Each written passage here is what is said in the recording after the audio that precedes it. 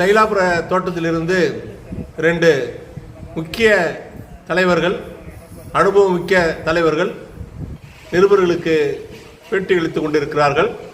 ஒருவர் மருத்துவர் ராமதாஸ், அடக்கப்பட்ட ஒடுக்கப்பட்ட மக்களுக்காக தொடர்ந்து போராடி வந்த அவர், அந்த போராடி வந்த அவர் இடைக்காலத்தில் அந்த போராட்டத்திலிருந்து திசை திரும்பி வேறு வகையில் பயணத்தை மேற்கொண்டார்.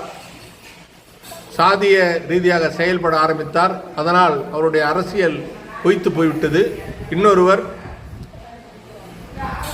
ஜெயலலிதா அவர்கள் உயிருடன் இருந்தபோது ஜெயலலிதா அவர்களை முழுக்க இயக்குவது சசிகலா தான் என்று மக்கள் அனைவராலும் நம்பப்பட்டது.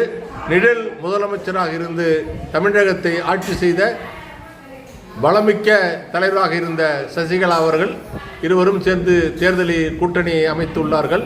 அந்த கூட்டணி எந்த அளவுக்கு வெற்றி பெறுகிறது என்பதை பொறுத்திருந்து தான் பார்க்க வேண்டும்.